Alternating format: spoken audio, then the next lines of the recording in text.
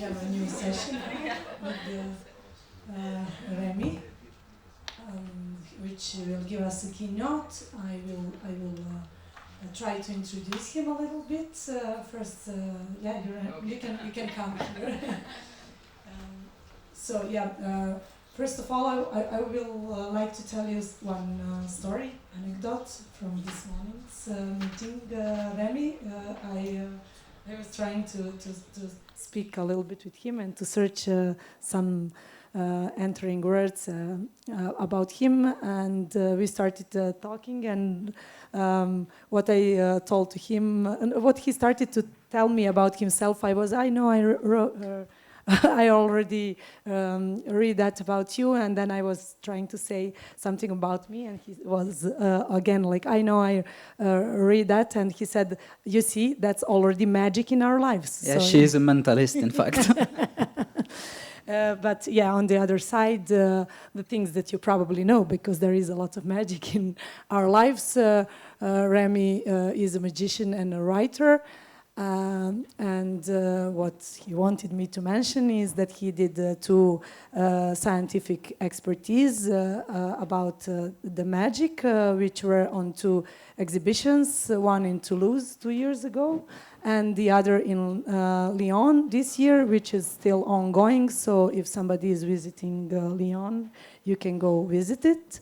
That would be it from me. I'm sure that Remi prepared us a really interesting keynote about magic in our lives, so enjoy.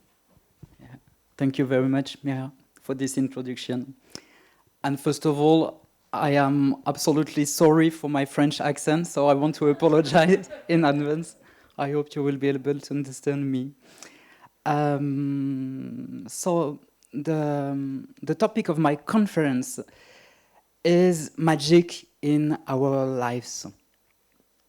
And our modern societies present themselves, as you know, as rationalists, imbued with the belief in science and technical progress.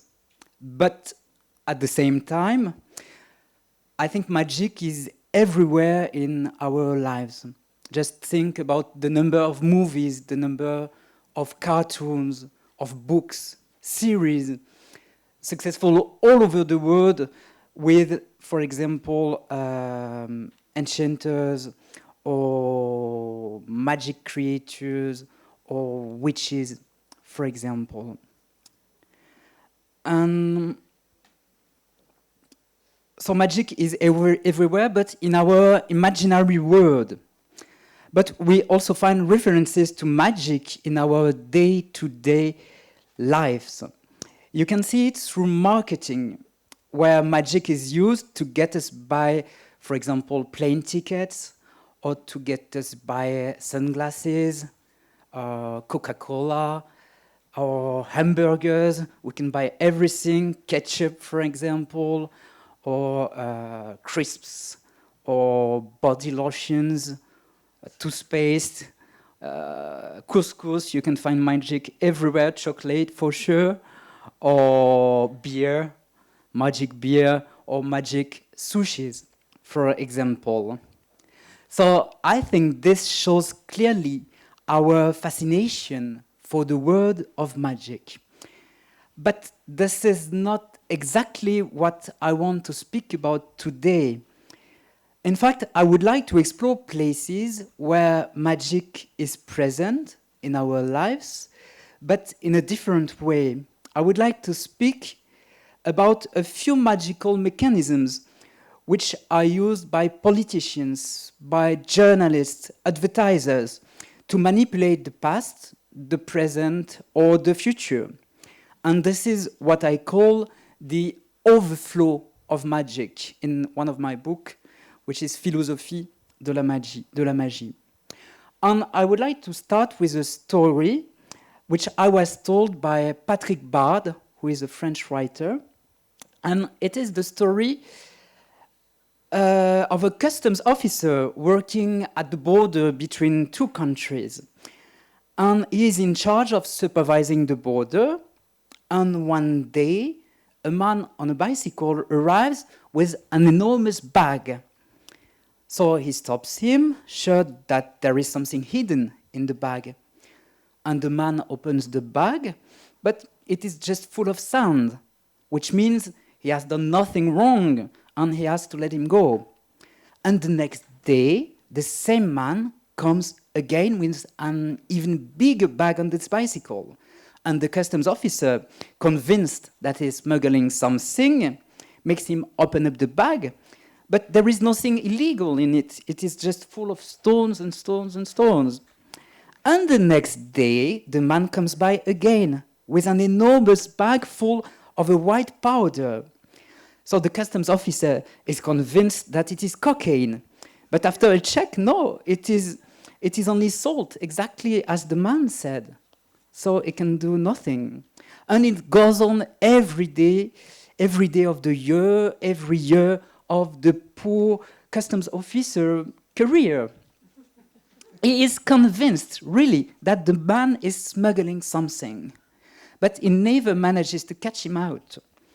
And after decades of this, and on the very last day of his career, the officer says, "Now I am retiring, so I don't care. I absolutely don't care. But tonight I will not be a police officer anymore, so I will be unable to accuse you of anything, but I can't sleep.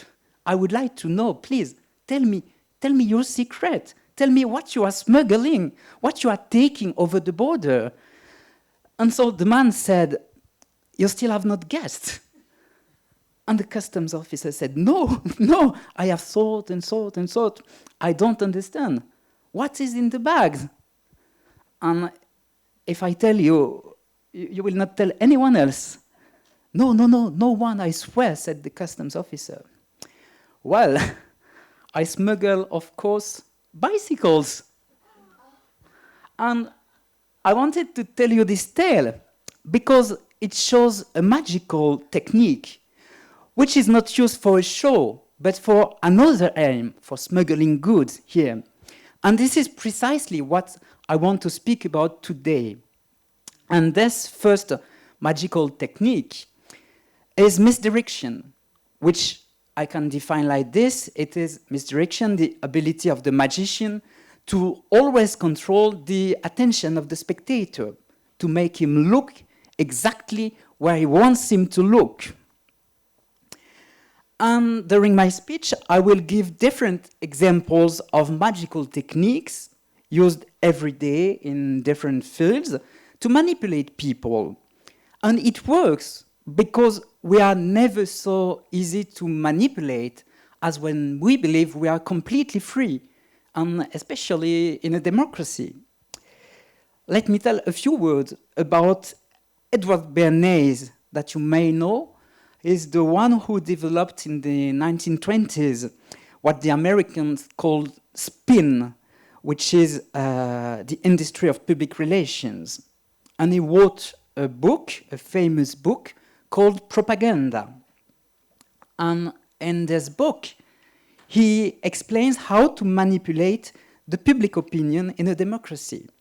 And 1 year later, in 1929, he proved how to do it.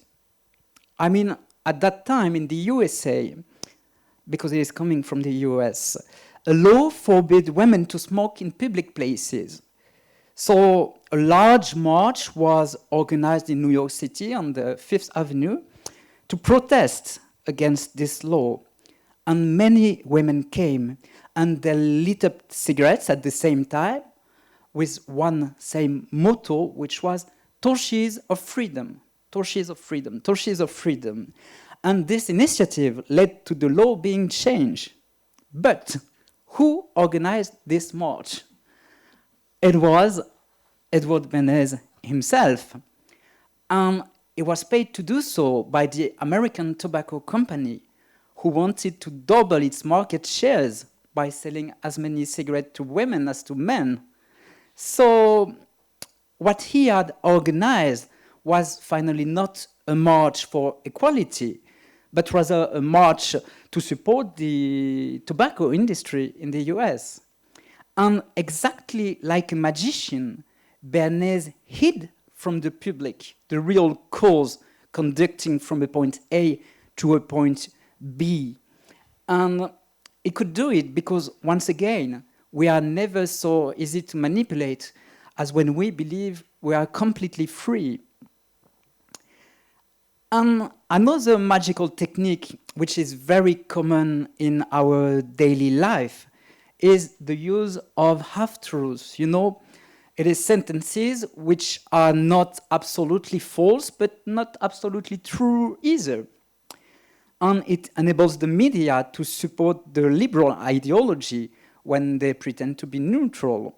For example, when a guest on the radio is introduced as an expert in economy, when he is also a member of the board of an important bank, but this is not specified, or when a political editorialist is invited for a debate without disclosing his bias. In France, for example, in the news channel BFM TV, a debate was organized a few years ago to discuss the policies of the president, of Emmanuel Macron, without specifying that one of the experts in the political field was Anna Cabana, and she was the partner of Jean-Michel Blanquer, who was the Minister of Education for Emmanuel Macron, the same Emmanuel Macron. So it is very likely that she wouldn't be objective, even if she wanted to be. And I don't know if you heard outside of France heard of the controversy about Jean-Michel Blanquer. So once again, the French Minister of Education, because he went to Ibiza in the middle of the pandemic when he was supposed to announce a new protocol for schools. And he announced it very late and without saying that he was in Ibiza with the very beautiful hat. And the journalist who covered this controversy and led a debate for the channel I-24 was Anna Cabana, his wife. But it was specified at no time to the audience that she was Jean-Michel Blanquer's wife, so which is a very big problem, according to me. So the device used here by the media is very similar to a magical trick, in fact, where the magician works with accomplices to create an effect of mentalism. If I use the definition of mentalism given, for example, by the American mentalist Mark Salem, an illusionist tries to fool the eye, a ventriloquist tries to fool the ear, and a mentalist tries to fool the mind. And indeed, in the dominating media can magically fool our mind. Like a mentalist, they will give the impression, for example, to predict the future, when in fact it is them that makes this future happen. You know, it is exactly like the petrol crisis in 1969 in California, which was announced weeks ahead by the media. So 12 million people ran to the pump to fill up their tanks, and thus created the shortage, which otherwise would have never happened. And we can see this presumed ability to predict the future with Éric Zemmour, for example, who is in France the extreme right candidate at the last French election, presidential election.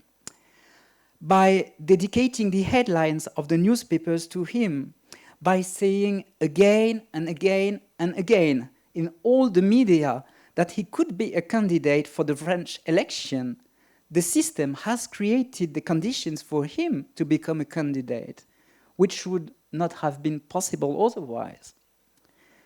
And if the future can be manipulated, the same is true for the past, with another technique, and for example, the black theater used by certain magicians.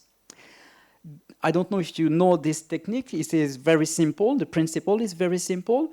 Some elements are plunged in darkness, and the spectator is blinded with light, so these elements become invisible, as if they don't exist at all, which allows the magician to create all kinds of effects.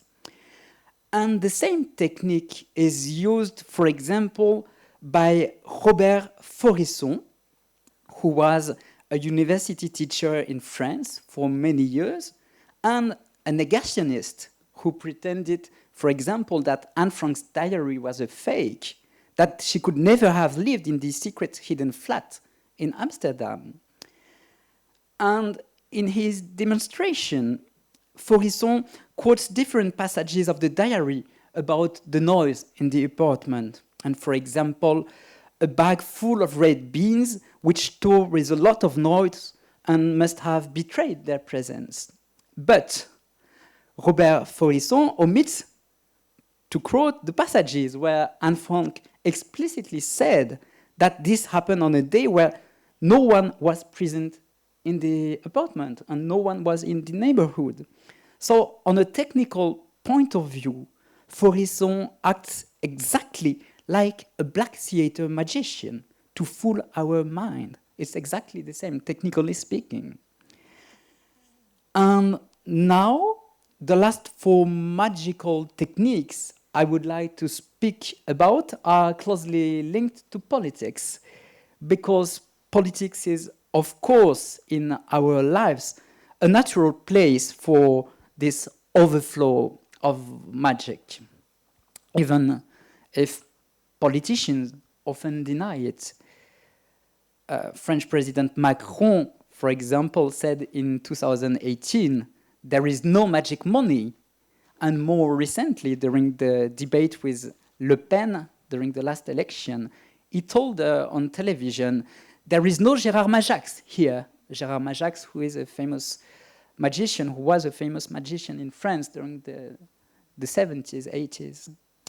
But no matter what he says, politicians often misuse magic. And as Valentine said this morning, magic is always questioning our representation of reality, which is a very important point. And in my book, which is called Philosophie de la Magie, I defined magic as the replacement of the real reality by a magical reality. Because the magician creates a narrative which he interposes between the spectator and the reality. And this narrative becomes the spectator's reality. For instance, the magician will say, I am shuffling the cards, when in fact he isn't changing the order of the cards at all. We can see an example of this with the famous expression alternative facts, which appeared for the first time during Donald Trump's term, when one of his advisors claimed that more people came to his investiture than to Obama's investiture. And this alternative tale is meant to create a screen that masks the reality. So we are very close here to what Freud calls magical thinking, as if you just need to declare that there are alternative facts to make them appear, to declare that the Trump faction is victorious, for him to be the winner. So a second political example, a very basic one, is the use of fake in politics, which is in the magical field, when the magician uses, for example, a fake thumb or a fake coin or a fake leg to create an effect, and the audience suppose it is a real one. It enables him to create a different effect, and exactly like the W. Bush administration did in 2003, which have presented fake proofs to justify the fact they were attacking Iraq, like Colin Powell here with the anthrax, for example. And another magical principle which can be used in politics is the principle of multiple reality. For example, when a magician says to someone's, when a magician brings someone onto the stage and shows him a card, this is the card you chose, isn't it? So for the public, there is no doubt. Okay, it is the card he has just chosen on the stage. But for the person on the stage, it may be another card selected, for example, during a pre-show before going on the stage. So the same words do not have the same meaning for everyone who listens to them. And le Général de Gaulle used the same procedure in 1958 in Algeria, when he said his famous Je vous ai compris, I have understood you, which spoke to both the partisans of French Algeria and the partisans of independent Algeria. And yes, a last example of a magical technique used by politicians is the false choice. You know, it is when the magician gives the impression that the spectator is freely choosing something, for example, one card out of 52 cards, whereas in fact he is guiding his choice to an alternative of 4, 6, or 8 cards only, for example.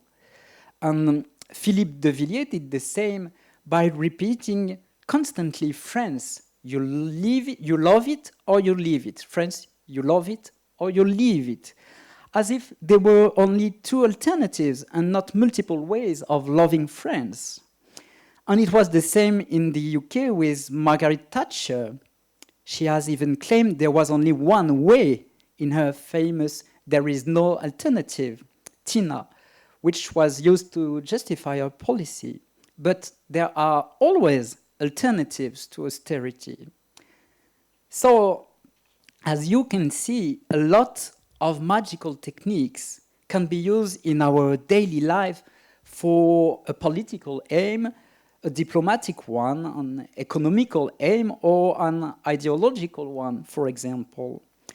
But an important point, when they are used in politics, in marketing, in media, no pact has been agreed with the citizen, with the elector, with the consumer, with the reader, with the spectator, where the magician, on the contrary, always has the public's agreement. And that is where the danger lies, because without this fundamental pact between the magician and his public, magical techniques becomes means of manipulation. And we can regret that our society doesn't take inspiration from magic in a completely different way. Because as Louis said this morning, first of all, magicians are problem solvers. I absolutely agree, and it is fantastic. And that is exactly what Adeline Baldacchino, a French writer, says in her book Notre insatiable désir de magie. She explains that the political world could, for example, follow Houdini, who was a fervent representative of the branch of magic called escapology, which consists of managing to escape from any situation, whether it can be locked up in prison, in a straitjacket, tied up, handcuffed, or, I don't know, thrown in a river with a ball and chain around the throat, for example. Why don't we take inspiration from Houdini in our lives to escape seemingly impossible situations by using intelligence and creativity, by inventing possibilities, inventing new solutions, alternatives, which no one has thought before, to finally get out of speeches, of situations or problems in which we are stuck and which lead to pessimism, resignation, or moroseness. I think we can use magic against magic, taking inspiration not from the words, but from the best of magic. And we even have to do it to take our lives more interesting, more inspiring, and more satisfactory, which is the first step, I think, to bringing back some enchantment to our lives. That's it. Thank you for your attention.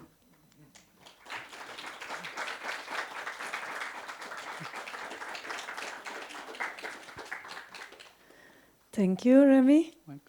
With listening this, it came to my mind that actually, and connected with the question that we have in a session before, that maybe audience watching a magician on a stage is always being critical, like, I know how you did it, and in everyday life, people don't do that that much, and they are getting misled with the information. So it's really.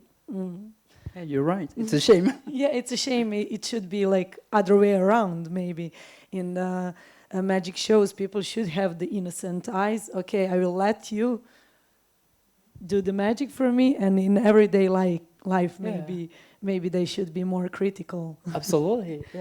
Yeah, that's my point of view after what you have. It made me think about something as in my experience as a magician. When they say, I know how you did it, most of the time it's not true. It's absolutely false. So it's funny, that point, even if they are convinced to know the thing, the magical trick. Yeah. And also what I was thinking about while you were talking about the propaganda and media, how they create, I think also the similar things happened in history, because everybody says that history was written by the winners. So actually a lot of things about the history, we don't know what was the true, what was false. So yeah, and also other things happening with the magic in our lives. There is a lot of things like from this morning's conversation that we did, like how we can think about some person that we don't know with the social media and everything. You see some avatar of some person, and then you think that you know everything about that person. Yeah.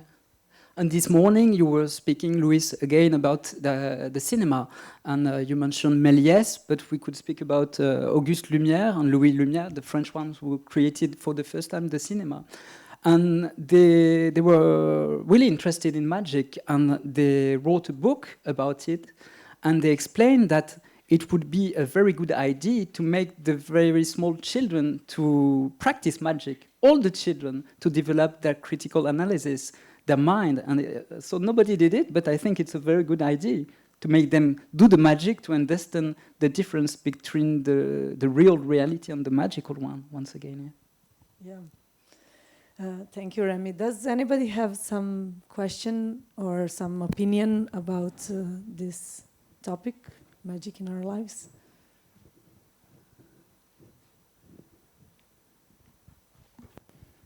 Bruno has the microphone. Yeah, just thank you so much. It was very interesting. But just a small anecdote that I don't remember who was talking about the difference between the Lumière and Méliès. It's actually that the Lumière were the real magicians, because in their films they were filming like train coming to the station and people coming from the factory and telling that this is the reality, this is the truth, even though it was staged thing. So actually they were the people who were fooling. Méliès was really clear that he's creating illusion. And people were afraid with the train coming up to them. Yeah, for sure. But their real illusion was like telling that this would be the reality.